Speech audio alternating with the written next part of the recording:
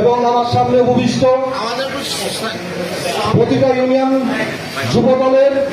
ছাত্র দলের এবং স্বেচ্ছাসেবক দলের শীর্ষ নেতৃবৃন্দ, সংগ্রামের ছাত্র বন্ধুগণ, আমি আপনাদের কাছে দত্ত আহ্বান রাখবো, বিগত স্বৈরাচারের আমলে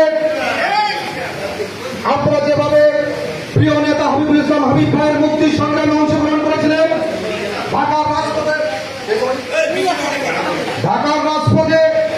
সাতক্ষীরার রাজপথে এবং খুলনার রাজপথে আপনারা যেভাবে প্রকম্পতি করেছিলেন দেশনেত্রী বেগম খালেদা জিয়ার মুক্তির জন্য, প্রিয় নেতা হাবিবুল ইসলাম হাবিব ভাইয়ের মুক্তির জন্য, বাংলাদেশের গণতন্ত্র পুনরুদ্ধারের জন্য আগামী প্রত্যেকটা সেকেন্ড ঠিক ওই একই রকম গুরুত্বপূর্ণ আমাদের প্রত্যেকটা নেতা কর্মীদের কাছে। মনে রাখতে হবে, সত্যিকার অর্থে বিজয় তখনই আসবে যখন আমরা প্রিয় নেতা জনাব হাবিবুল ইসলাম হাবিবকে বিজয় মালা দিয়ে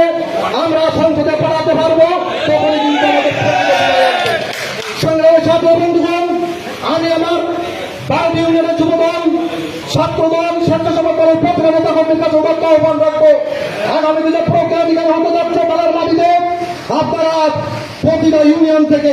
বিশেষ করে আমার যুবদল, প্রতিটা ইউনিয়ন থেকে আমি 1000 করে লোক চাই, 12টি ইউনিয়ন থেকে 12,000 লোক দিয়ে আপনারা পুরো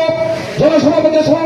সমানমণ্ডিত করবেন। এই আশাবাদ ব্যক্ত করে আমি আমার বক্তব্য শেষ করছি। বাংলাদেশ জাতীয়তাবাদী যুবদল জিন্দাবাদ।